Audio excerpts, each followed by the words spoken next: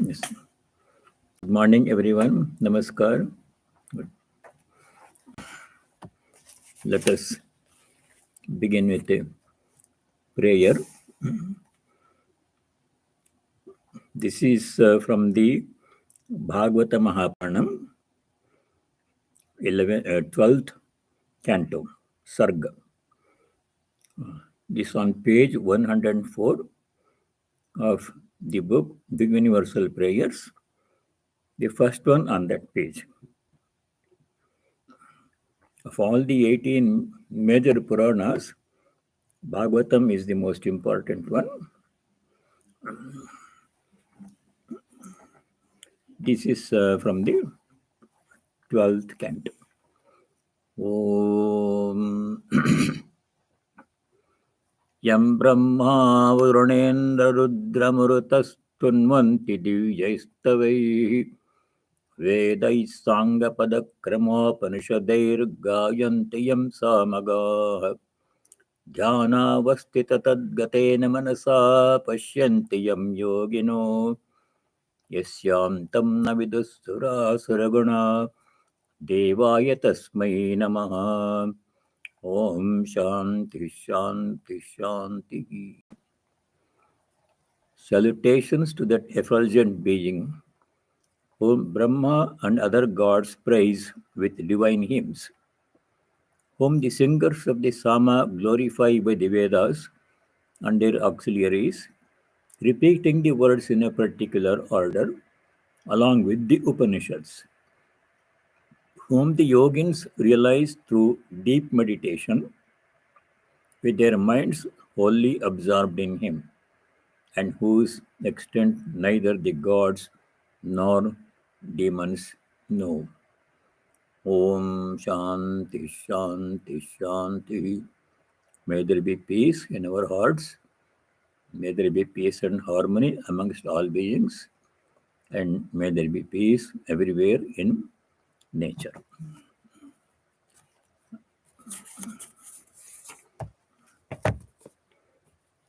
We have been studying the 16th chapter, Daivasura Sampad Vibhaga Yoga, divine qualities and demoniac qualities.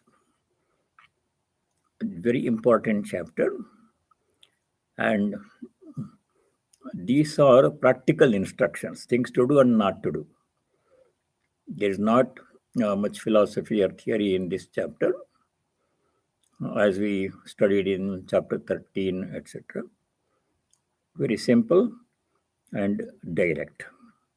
The first 3 shlokas of this chapter, there are 24 shlokas in this chapter. The first 3, they contain a list of divine qualities, Daivi Sampad. These qualities, the Bhagavan has listed 26 divine qualities, virtues that we all have to practice. Even those who are not actively pursuing a spiritual life, for them also, these are qualities to be practiced, virtues to be practiced.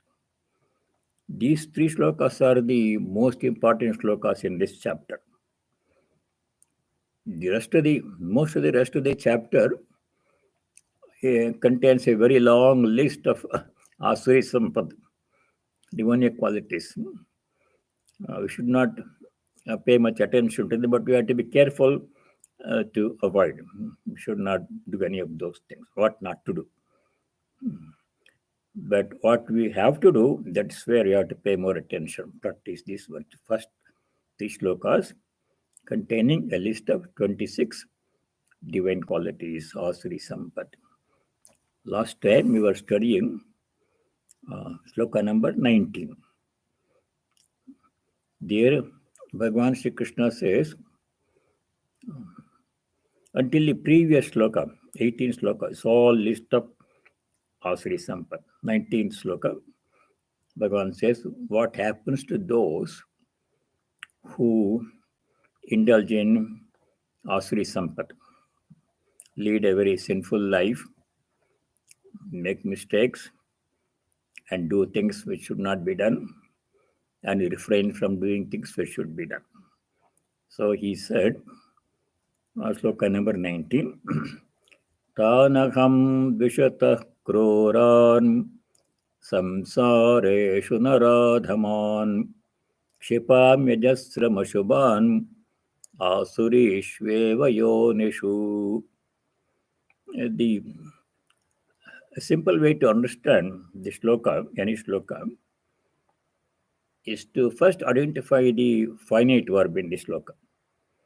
Then rest of it can be built around it. If you see in the second line, you see the word kṣipāmi, the first word in the second line.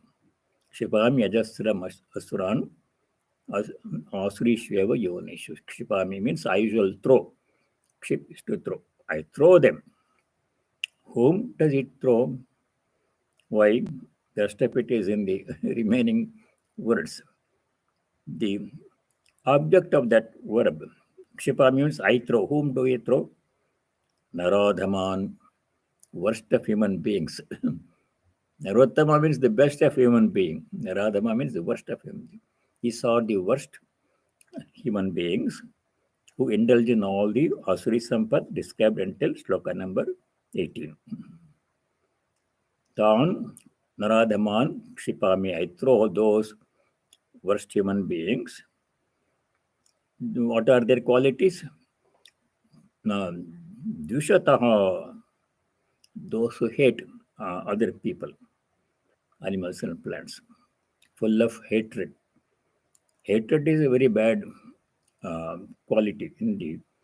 When describing the qualities of a bhakta, who is a true devotee of God, in the 12th chapter, Bhagavan Krishna gives a list of qualities of a devotee should have. Among all those qualities, the first thing he mentions, the virtue of a devotee is not having hatred towards any being. In the chapter 12, sloka 13 to 19, Bhagavan Shri Krishna gives a list of virtues that a devotee of God has. The first of them is a devotee does not have any hatred in his heart for anything or any being. Adveshta sarvabhūtānaṃ maitra karuna eva ca. That's sloka. Adveshta means no dvesha. So that is what he's referring to. Dviṣataḥ means the evil people with demonic quality, they hate, their hatred in their heart. One. Then cruel people. Kraurya means cruelty. They are very cruel in dealing with other beings, other human beings, animals, things. kṣipāmi. Ajasram means perpetually, repeatedly, for a long time. He will throw them in naraka. Where does he throw? Yoniṣu. Asubhānāsurīṣveva yoniṣu. Asuri yoni means bad birth in a very bad family. Asuri yoni means here, Shankara says, kṣipāmi ajasram satatam ashubhan asrīṣveva krura karma prayasu krura karma prayasu vyagrasimhādi yonishu kṣipāmi. Vyagrasimhādi yonishu. They will be born as a tiger or a lion, known for their cruelty, ferocity, ferocious animals. So they will be born in a lower level. That means lower than human beings. They have behaved like an animal, though they were granted the very precious gift of human birth. They squandered it away. The purpose of human birth is to realize God. Only as human being can realize God. They didn't do that one. They did the opposite. So for those cruel people, they will be thrown in lower births. They be born as subhuman beings. From there to come back takes longer time. Because as an animal, they cannot do anything. They cannot think. People have the extraordinary faculty of thinking, buddhi. Animals don't have. They only live by instinct. When they are hungry, they eat. When they are tired, they sleep, and they do their procreation, maitanam. Ahara nidra bhaya maitanam. 4 qualities common to human beings and animal beings. Both animals do, people do 4 things, but people do more than these 4 things. What are the 4 things? Ahara, nidra, bhaya, maitunam. Ahara means food. Animals eat food, we eat food. Animals eat simply some food that is natural to them available. Not big, no big fuss about food. People make a lot of fuss about food. So much energy, time are spent in thinking about food. There are whole TV channels that talk only about food. So that is common. They eat, we eat. Nidra, sleep, common to animals and people. Bhaya, fear, common to animals and people. So many different kinds of fear afflict us. Maitunam means procreation. Giving birth to children, progeny. Animals do it, we do it. These are 4 things. That's all animals do. They cannot do anything more than these things. They cannot think about God or anything else. They don't have that faculty. So when the being takes an animal birth, nothing can be done except working out past karma. As a human being, we have the potential to realize our divine nature. That's a special quality gift that God has given to human beings. That's why human birth is extolled as the greatest gift that we have received. We already have received that gift. Not only human birth, human qualities. Many people are born as human beings, but they don't behave like human beings. They behave like animals. Cruelty, all kinds of bad things they do. They waste their human birth. The most precious gift, they squander it away. Then they'll be born in these lower births. So that is why we should refrain from all the demoniac qualities Bhagavan has listed from shloka number 4 to 18 in the 16th chapter. Long list of evil qualities. Tānahaṃ kṣipāmyajasramaśubhānāsurīṣveva, narādhamān, worst of human beings, cruel beings, samsāreṣu. So they will be born in the same world. Samsara means the cycle of birth and death. They can't escape that. Rebirth itself is not a desirable thing. We go through the same experience in next birth also. Moksha, liberation, means freedom from the cycle of birth and death. And when we realize our divine nature as the Atman, or when we realize God, true bhakti, then there is no rebirth. You are eternally freed from the cycle of birth and death and all the associated miseries. So, but they will not be born again. Samsāreṣu kṣipāmi narādhamān. Ashubhan, they are evil people. Asrīṣveva yoniṣu kṣipāmi. Asuri yoni means the lower birth, animals. That is what happens to people pursuing Asuri Sampad, evil people. Here it says, Shankara said, these demoniac worms are the worms of violent beasts like tigers and lions. So next sloka. We don't have to dwell much about that. Our aim is to go in and reach God, preferably in this life. Then there is no rebirth. 20, sloka number 20. Asurim yonimapanna mūಢā janmani janmani mama prapyaiva kaunteya tato yantyadhamam gatim. What happens to them? Asuri Sampad people is described here. Asurim yonim apanna. They were born in evil lower birth. Even as a human being, there can be very bad birth circumstances. A human being is born as a human being, but not in a family conducive to spiritual growth. Very poor family living in slums, no education, no facilities, no food to eat, no water, nothing. They're born there. What can they do? Struggling for basic needs, whole life is there. Or a child born to a drug addict. Father is a drug addict in jail. Mother is single mother. And how can she take care of this, bring up this boy or boy or girl? And mother also can be drug addict. There are families like that. So what's the fate of the child born in such a human being, human birth, all right, but no progress can be made. Struggle for a daily existence for basic needs.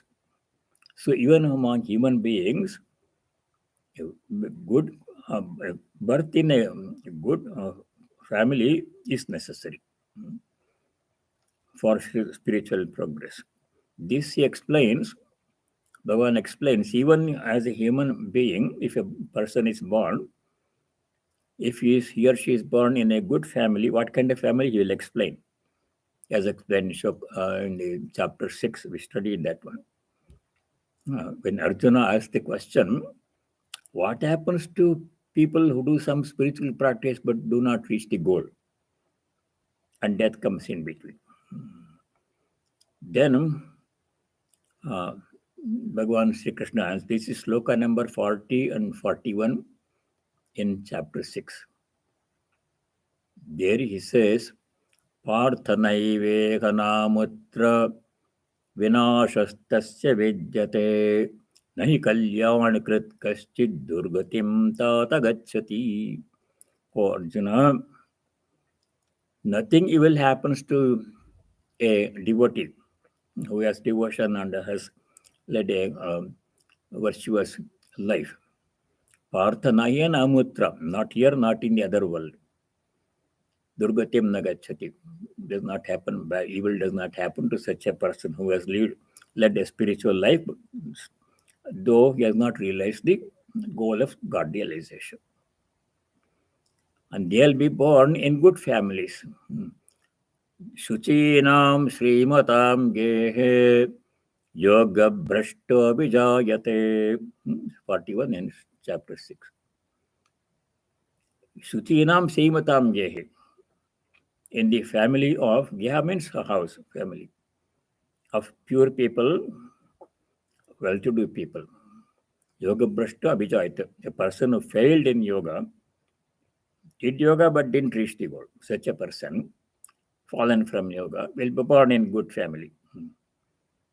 Or he may be born in a family of yogis.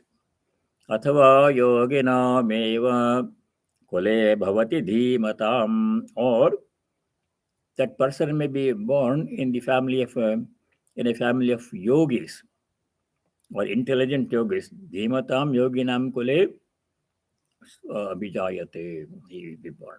So that's the future of a person who has pursued the divine qualities, virtues, Daivasura Sampad, but did not reach the goal for whatever reason. Either he fell from the path of yoga or death came before reaching the goal. But whatever spiritual practice that person had done in the previous life, though it was not enough to reach the goal, that will be saved. And in the next life, he will pursue his spiritual life from the point where he left off in the previous life. Nothing is wasted. In worldly endeavors, sometimes the effort goes in waste, does not produce the fruit. Example is given. Take the case of a farmer. And he does a lot of hard work preparing the ground and plowing the seed and putting the fertilizer, everything. Then he waits for rain. And if the proper amount of rain falls at the proper time, the crop will flourish, he will get a good crop. But if there is not enough rain, in a year, or too much rain falls, crops will be washed out, then nothing comes. All his effort he did goes to waste. He has to do all this over again next year. Waste of effort happens. But not so in spiritual life. Even if you have taken the name of God a few times in this life, not enough to reach the goal. Some practice has been done. That will not be wasted, because from the point where we left off in this previous life, spiritual practice, whatever we had done, from that point onwards, our journey will continue.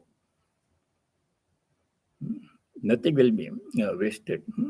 This Bhagavan Sri Krishna explains in the second chapter, shloka number 40, verse number 40. There he says, Neha vikramana shosti pratyavayo na vidyate swalpamapi asya dharmasya trajate mahato bhayat.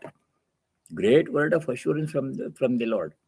Is swalpamapi asya dharmasya. Even if a little bit of this spiritual practice has been done in this life, but not enough to reach the goal, that is enough to save the person from great danger.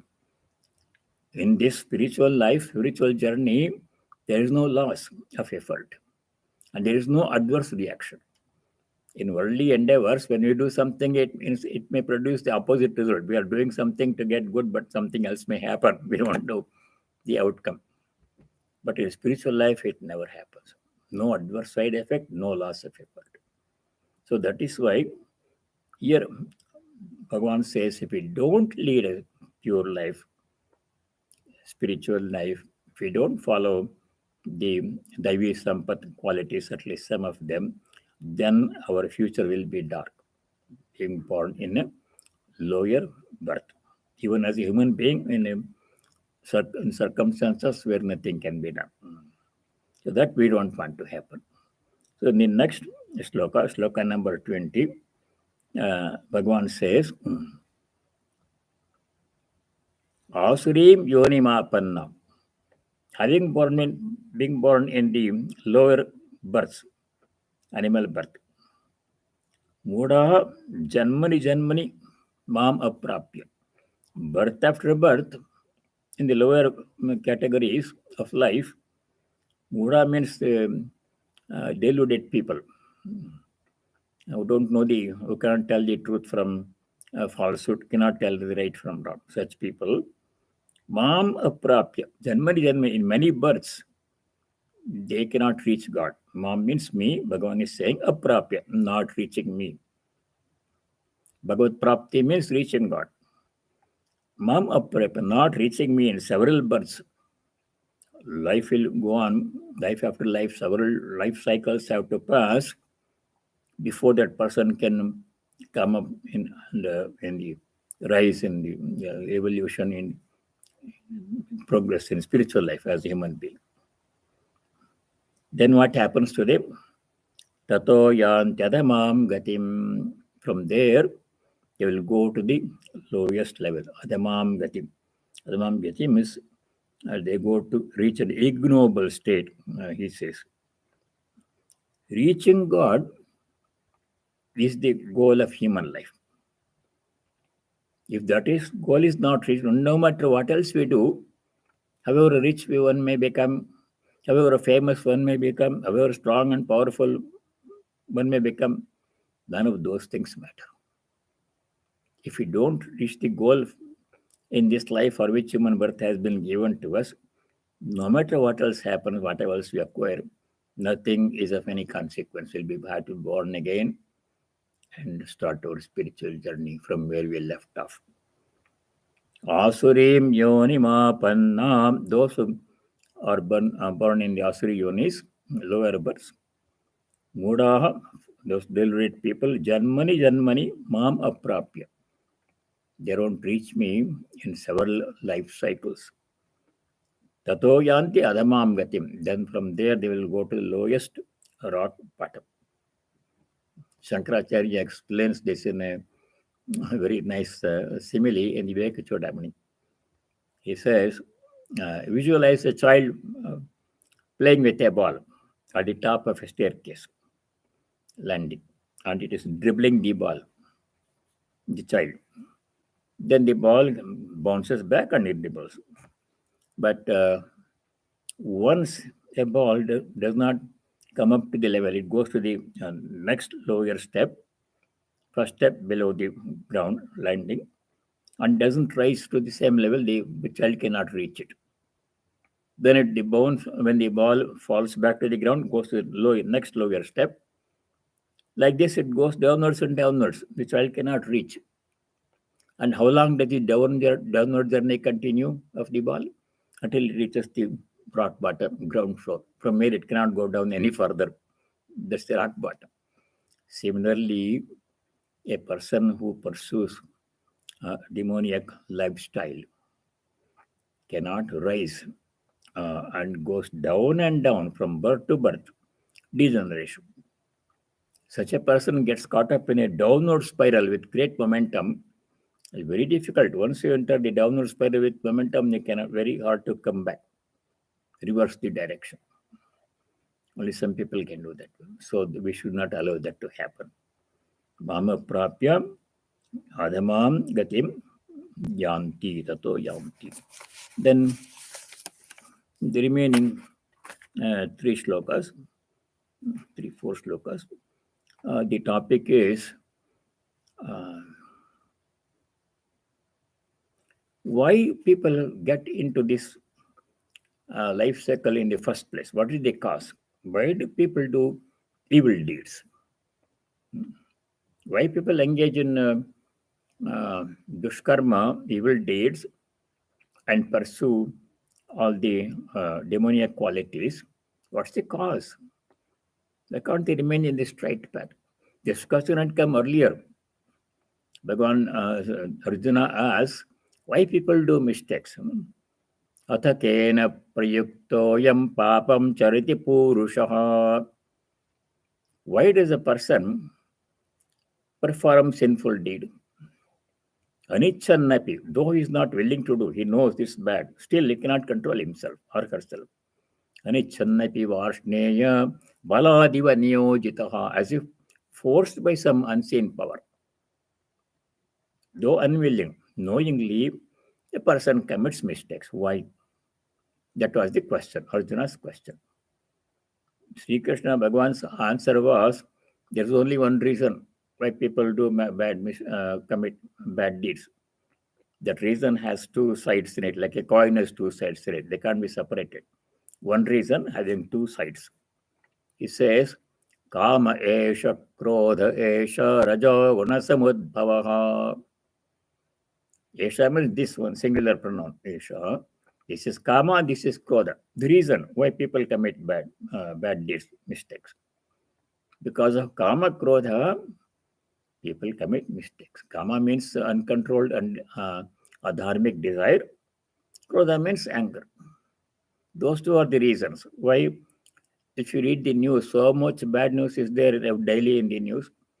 If you take any one case for somebody doing a mistake, crime big or small, the reason can be traced to either kama or krodha. One more reason he adds in this next sloka. 3 reasons are there. Here in this chapter, he gives 3 reasons why people fall into the bad path in the first place. All the evil deeds described here, why people do those things? Why can't they just stay in the right path and achieve liberation? The reason is threefold. 3 causes are there. 2 causes are mentioned already, kama, krodha. One more he adds here in the next sloka, sloka number 21, important sloka. There Bhagavan Sri Krishna says,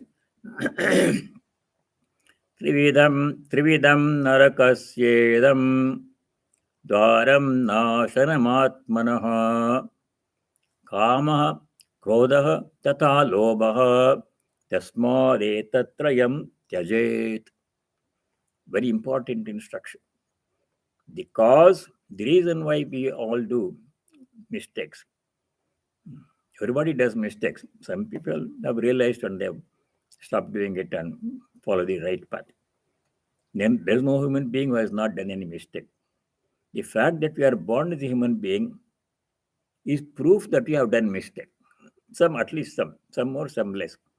If you had done only good deeds in the past life, no mistakes at all, then would be not be born as a human being. We'd be in a higher level. We have done something. That's why there is suffering in human life. Some bad deed we have done. No one is free from that one. The reason why a human being commits mistakes of all kinds described earlier is threefold. Trividam narakasya idam dvaram. Naraka means hell, place of suffering. There are three big gateways to naraka. Swarga gateways is only one and narrow, very few. In the naraka, three paths, traffic jam is there, a lot of people. Swarga path is not that much traffic. So three gateways to hell. Trividam narakasyedam dvaram. Dvaram means door.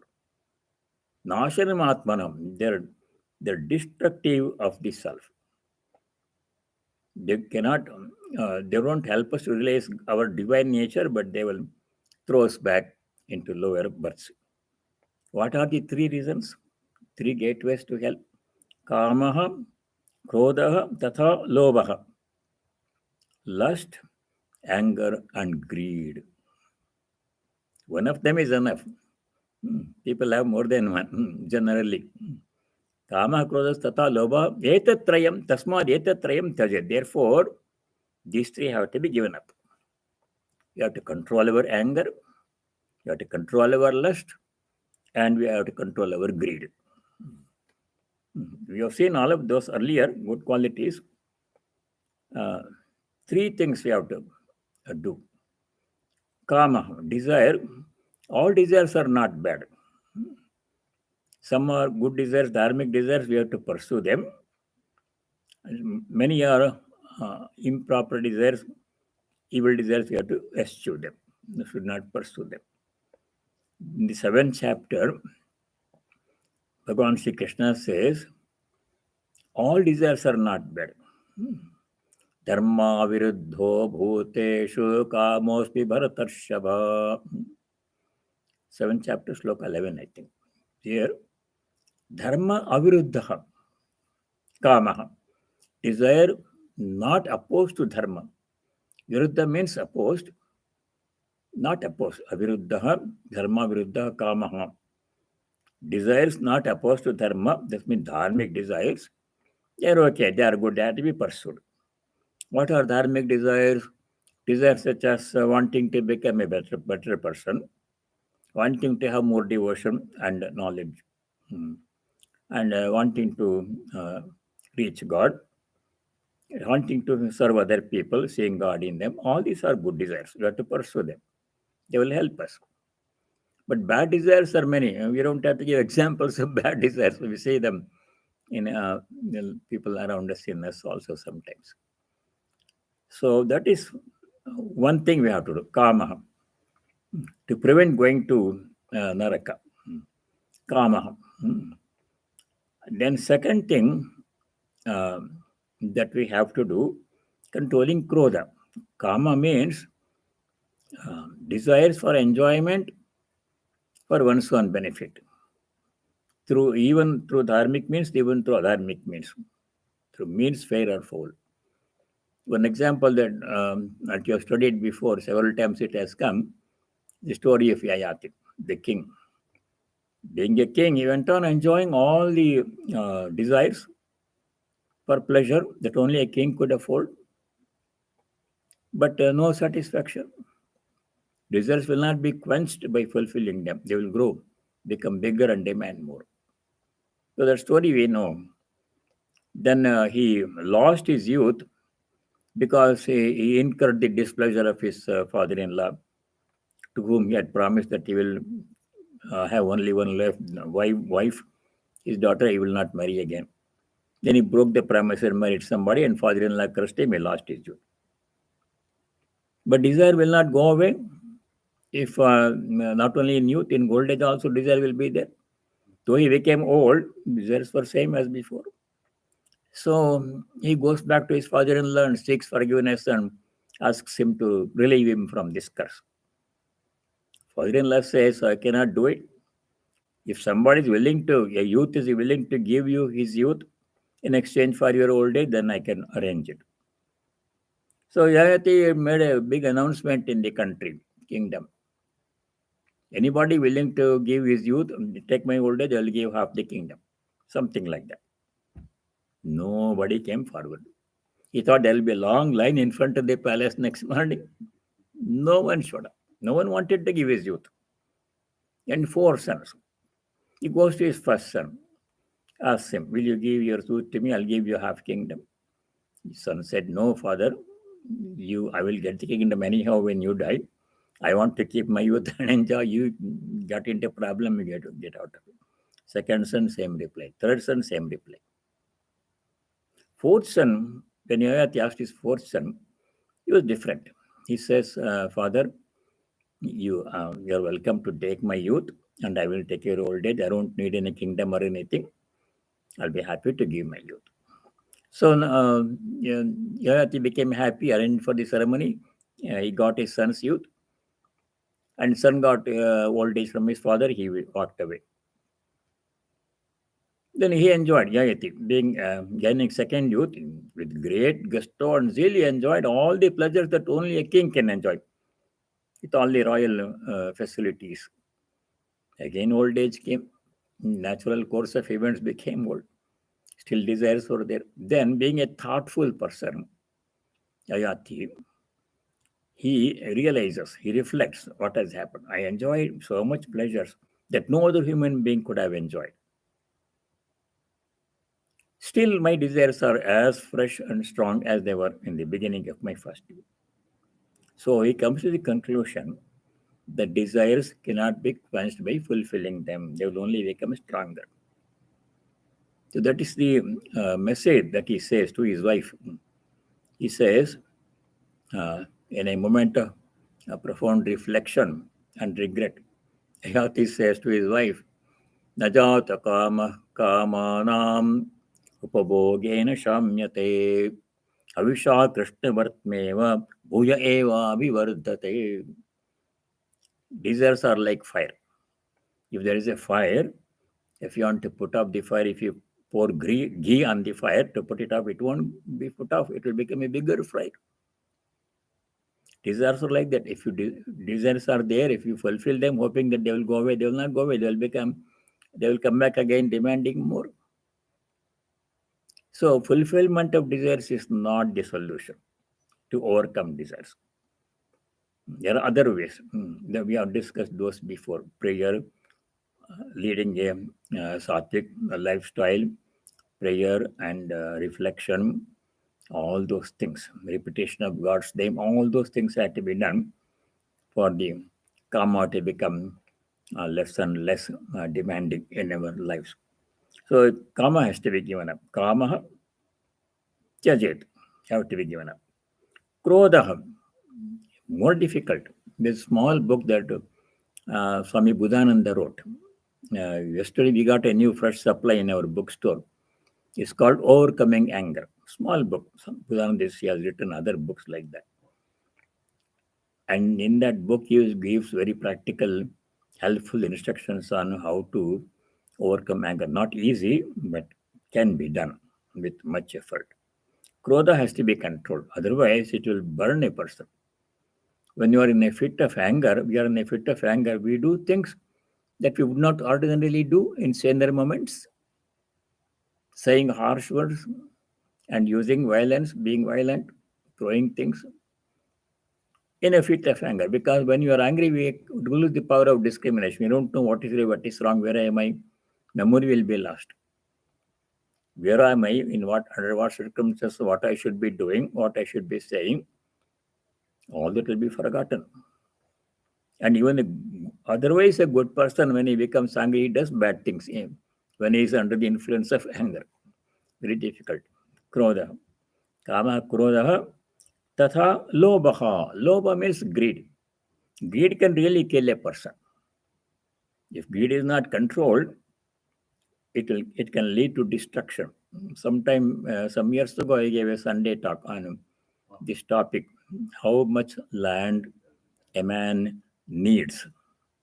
This title is not my title original. It is Tolstoy's story. which I read when I was in high school many decades ago. Very interesting story. A farmer who had uncontrollable, insatiable desire for more land, he died in an effort to get more land. Interesting story, but we will do it some other time. Kama krodha tatha lobha. Lobha greed can kill. What's the way to overcome greed? Practicing contentment, tosha, tripti. Contentment is the opposite of greed. Many places in the Gita, Bhagavan Shri Krishna has mentioned contentment as a great virtue. A contented person is always happy. It does not depend upon how much a person has. It's a frame of mind. A very rich man can be discontented, not content, more greed for more money. He has billions of dollars, but he is not happy with it. He wants more. A poor person earning a small salary, living in a small house, he is happy with him. The happiness, contentment is not dependent upon how much we have. More does not mean necessarily, more possession does not bring contentment as necessarily. So we have to practice contentment. In the Gita, Sri Krishna mentions Gita contentment several times. Yadrichālābha santushto dvandvātīta vimatsaraha. Yadrichālābha santushta means with whatever comes unsolicited on its own, with that we have to be happy. Greed for more is not good. Describing the qualities of a bhakta in the 12th chapter, sloka number 19, Bhagavan Shri Krishna says, Tulyanindastu tirmauni santushto yena kenachit. Yena kenachit, whatever is available, with that santushta, being happy. Not greedy for more things. They will not necessarily bring happiness. Kama krodha tatha lobha tasmat etatrayam tyajet. What we have to do, we have to give up these three things. Practice giving up these three things. Pursuing these three things will kama krodha lobha will bring us, land us in misery. Practicing opposite qualities, freedom from desire, at least to the extent possible, and then controlling krodha, anger, and being content, not being greedy. These three things, if we do, it will help us to make progress in our spiritual life. That's the very important instruction in sloka number 21. That's the very important sloka 21 in chapter 60. Then we go to three more slokas are there. These are easy. Sloka number 22. Etairyvimuktah kaunteya tamodvaraistribirnaraha आचरत्यात्मनः श्रेयस्ततो याति param gatim. Etairyvimuktah, freed from these three blemishes, kama krodha lobha. O kaunteya, tribihi tamodvaraihi. These are doors to, dwara means doors to tamas, leading to suffering. Nara, a human being who is free from, tries to become free from these three blemishes, kama, krodha, lobha, which prevent us from suffering, and pursues those activities which are conducive to nishrayasa, liberation, good result. This says, acharati atmanah shreyaha. Atmana shreya means one's own good, for our own good. Shreya means the highest good. Not good in the worldly sense, making more money and building big houses. No. Shreyas here means liberation. Highest goal. Those virtues which are conducive to reaching the highest goal, that this person has to perform. Acharati atmanaha shreyaha. Tato yati param gatim. From there, by practicing virtues which are conducive to liberation, described in the first three slokas of this chapter. What happens? A person, param gatim yati, reaches supreme goal. Param gati means supreme goal, which is God or liberation. A person reaches by pursuing the divine virtues explained in the first three slokas. Doing the opposite, takes us in the opposite direction. No, we don't want that one. Then, how do we know what is good, what is wrong? If we study chapter 16, we know what is good, what is wrong. Otherwise, how else a person can know what is good that we have to do, what is bad that we have to prevent, stop doing? That's here Bhagavan explains in the next sloka 23 that Shastra is the guide. Our scriptures tell us what is right, what is wrong, and we have to pursue them, what is right. Sloka number 23. Yashastra vidimutsridya vartate kamakaratah nasa siddhimavapnoti nasukam naparam gatim. Yaha Shastra vidimutsridya, a person who, disregarding the instructions of the Shastras, scriptures. What scriptures we'll understand in next loka. Disregarding the instructions given in the scripture, Shastra Vidhi Mutsridya, Kamakartaha Vartate. It behaves in a way, behaves as demanded by desires. Pursuing the desire, Kamakarta, pursuing desires, disregarding instructions in the Shastras, if a person behaves, then what happens to such a person? Shastra we must follow. With Shastra Vidhi means prescription, behavior prescribed in the Shastra. Things that to do. If you do disregard that one and lead our life in our own way, whatever our devices are guided by your desires, not by Shastra, if you lead such a life, then what happens? Saha na siddhi mavapnoti. Siddhi here means Purushartha yogyatam avapnoti. Does not reach the goal of liberation, does not achieve fulfillment or fitness for the goal of life. Not even fitness for reaching the goal of life. Reaching the goal of life is moksha, liberation, God realization, or pure devotion, or atmajnana, one of these things. Not only not reaching any of these goals, but even the way to reach these goals is blocked for such a person because of impurities of the mind. Impurities because pursuing all the evil deeds. Mind becomes unfit to even think about God.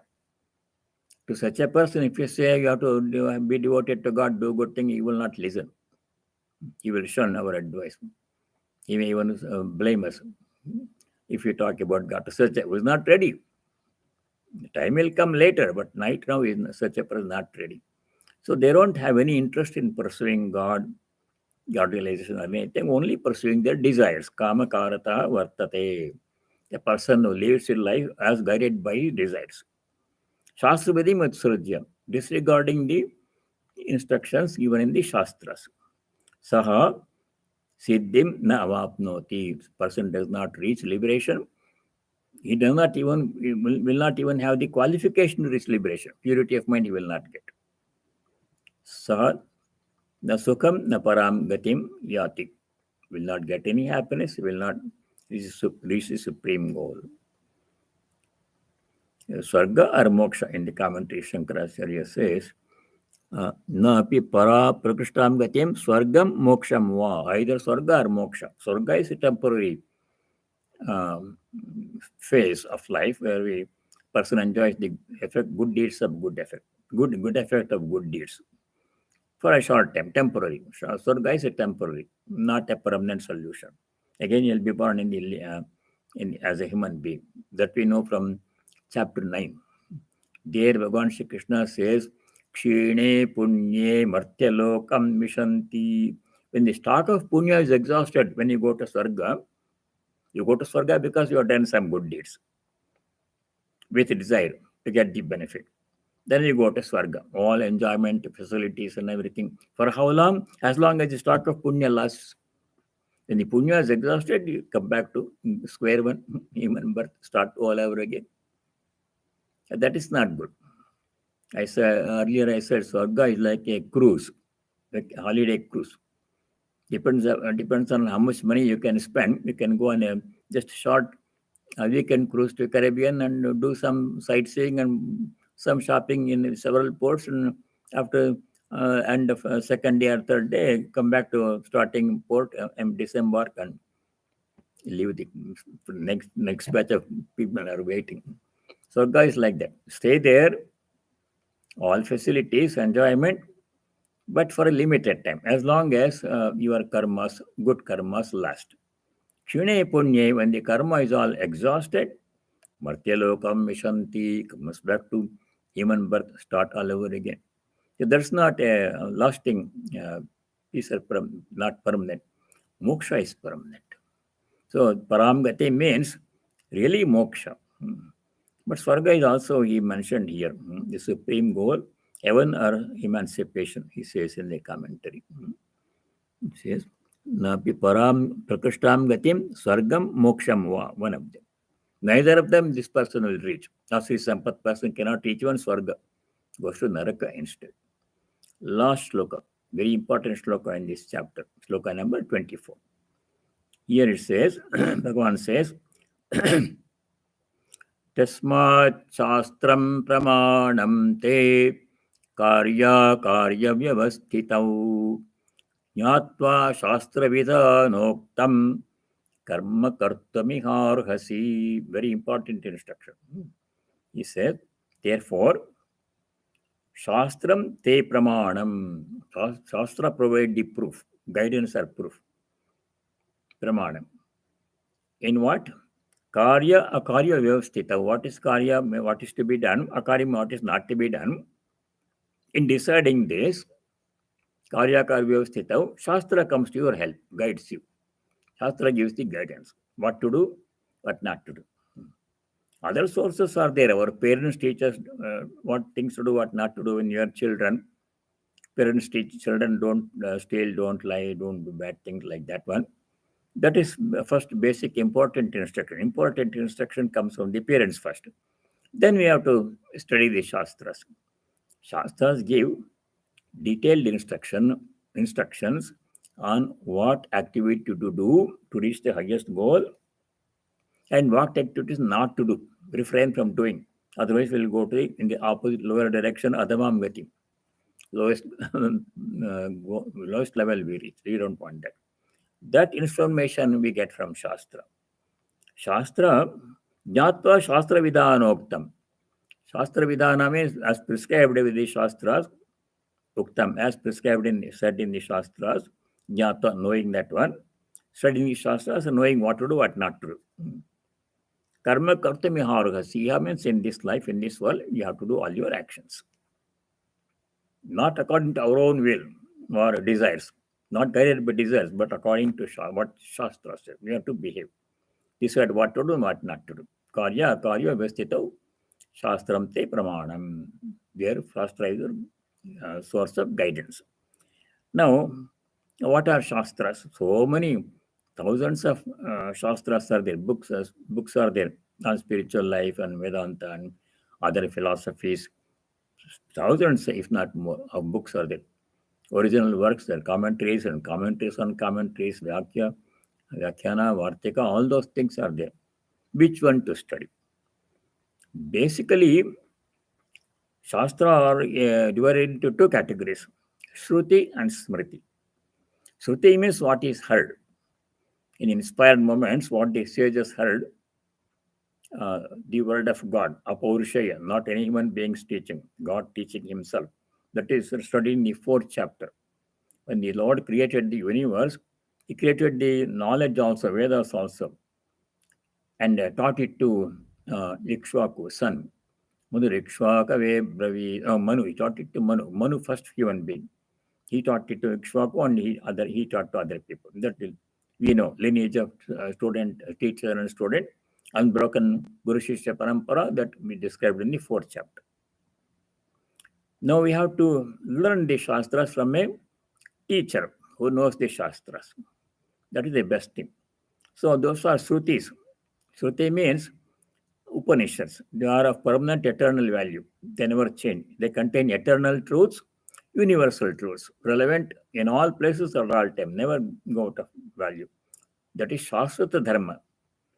As different from the Upanishad Shrutis, there are Smritis. Smritis are those which are remembered. Those are scriptures like the Puranas. Puranas and the epics like Ramayana, Mahabharata, and so many other uh, teachings, books of various teachers, they fall into the category of Smritis. They are also Shastras. But the Shrutis sometimes contain information which is not relevant at all times in all places. They called Yuga Dharma. For example, the way to eat, the way to clean oneself. In the earlier days, they didn't have the modern facility of food preparation, no electricity, no food processor, no macro, nothing was there. They had to prepare everything using charcoal or fuel or something. Now people do the food, prepare the food in a different way, very different way. That has changed. That is dharma, but yuga dharma, changeable procedure, lifestyle. Cleaning oneself. Earlier days, they used to use earth mud for cleaning utensils and other things. Now we don't use mud. We use detergents and soap and all these things. So those are dharma which are called yuga dharma. They depend upon the place and time, then they change. The way eat in India, used to eat in India in the earlier stages, people eat here in the United States is quite different. That was right then, this is right now here. So Holy Mother said, when you are in a place, behave according to the requirements of the place. When you are in Rome, behave like a Roman, like that. So that is changeable. That is one kind of Shastra. That we have to know. But important Shastra is Shruti Upanishad. They contain eternal truths, which is you are that ultimate reality, Brahman, Tattvamasi. You are not the body and the mind. Your true nature is divine. You have to realize that. That's the goal of life. The Shastra says what is the goal of life and how to realize it. Two important things we learn from the Shastras. Other things are to the extent necessary, not really essential or very important to some extent. So Sri Ramakrishna said, one has to study the scriptures. Upanishad says scripture study is very essential, important. The Taittiriya Upanishad, the teacher says to the departing students in a Gurukula, he says, Swadhyaya. Swadhyayān ma pramadaha. Swadhyaya pravachanabhyam na pramada. That he don't refrain from studying the scriptures. Very essential, daily practice you have to study. Then how much to study, what scriptures to study? Study scriptures not for scholarship. Scholarship only brings worldly benefits, fame and monetary rewards and all those things. Does not lead us to liberation. Does not lead us to mukti, scholarship. As Sri Ramakrishna said, what you have to study is just to know what is the goal of life and how to reach it. That's all. Shastras are like recipe books or road maps that tell us how to reach our destination or how to prepare a dish. And they are necessary. We have to know, study scriptures and study the roadmap to go someplace and study the. Nowadays, they don't use roadmap. The GPS has come. This was before GPS come. You used to get all the AAA big maps and with a marker, we used to mark the road destination. That is not necessary now. GPS does it. Food preparation is a recipe book necessary to read. How much to read? Just to know the instructions, what ingredients to assemble, how to process them to make a dish. If we simply keep on reading the book, recipe book, and don't do anything else, don't acquire the ingredients and do anything in the kitchen, then we don't have any dish. We become good in reciting recipes. We can recite the recipes, memorize and recite them backwards and forward, but where is the dish? So Sri Ramakrishna says, read the scriptures to know what is to be done and do practice what the scriptures ask us to do. That's the second important instruction. Narada Maharshi also says the same thing in his instruction. He says, Narada Maharshi says in the Bhakti Sutras, Bhakti Shastrani Mananiyani Tadudbodhaka Karmani Karaniyani. Narada was teaching Bhakti. So he says, study Bhakti Shastras. Like a Bhagavata and a Bhagavad Gita, these are Bhakti Shastra, contain Bhakti Yoga. Then not only studying, tadudbodhaka karmani karaniyani, we have to put into practice all those instructions that the Bhakti Shastras give us, tell us to do to reach God realization, to reach God, pure devotion. That the practice is more important. So here it says, Jnatva Shastra Vidhanoktam, knowing the instructions, Vidhanam is procedure, as explained in the Shastras, one has to perform one's duties, karma karta miharkasi, concluding instruction. So that's for so far in this chapter, we have done three things. One is to know what are divine qualities, virtues to be practiced. First three slokas, 26 instructions. Very important part of this chapter. Most important part of this chapter is the first three slokas. From 4 to 18, Bhagavan described in detail a long list of Asuri Sampad, bad quality. We don't have to study in much detail because we know generally what is bad should not be done and we should refrain from doing that one. And from 19 to 24, concluding instructions, Bhagavan Shri Krishna says, what happens to those who don't pursue divine qualities and lead a tamasic way of life? Ajasram kṣipāmyajasramaśubhānāsurīṣveva, yoniṣu, asurim yoniṣu kṣipāmyajasramaśubhānāsurīṣveva.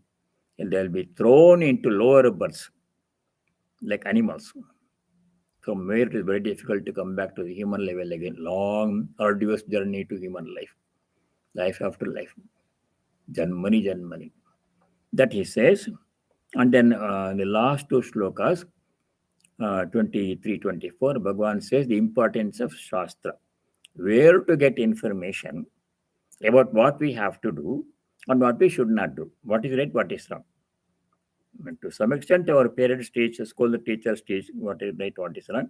But real source of this information is Shastra. Shastra means not all kinds of scriptures. Only certain Shastras which contain practical instruction, not philosophy that much, but practice. Among them, Gita is the best look. Upanishad says, tapasa brahma vijñāsasva, realize Brahman by tapas. Tapas means concentration on the self, jnana yoga. Upanishads emphasize. But difficult for many people to follow that one. Simpler methods are the bhakti yoga. People like Narada, Prahlada, Hanuman, they all have Chaitanya Mahaprabhu, they all have taught the path of bhakti. Simpler, easier to follow. Sri Ramakrishna emphasized bhakti in his teachings. So that we have to follow. For that, how much study is required? If you study either Gospel of Sri Ramakrishna or Bhagavad Gita, that is enough. Simply studying scriptures or scholarship is not of much use. Shankara says, Vaidusham vidisham tadvad bhuktaye natu muktaye vagvai khari shabdajari shastra vyakhyana kaushalam.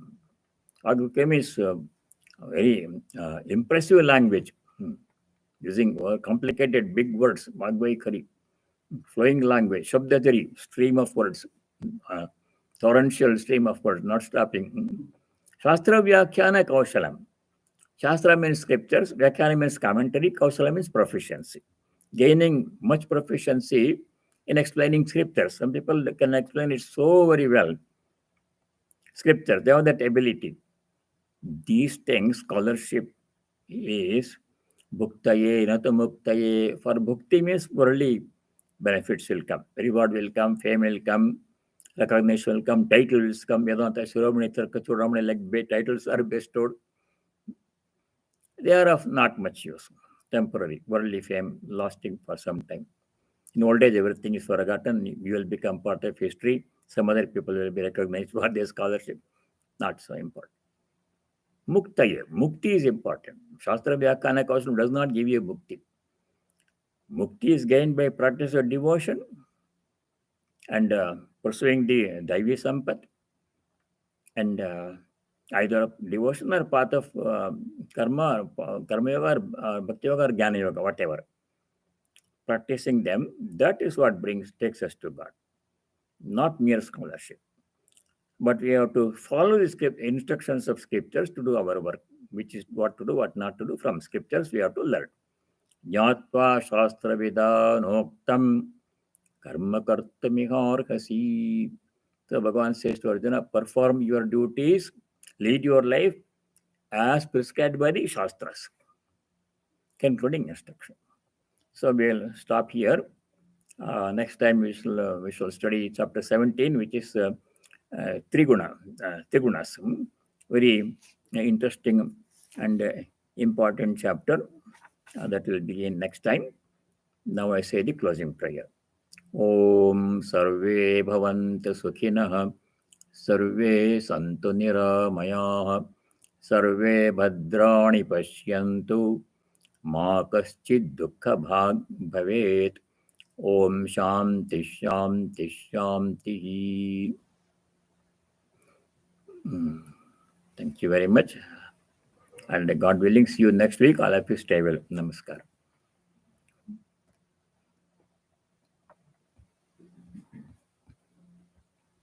Swajaya Pravachanam na pramadita.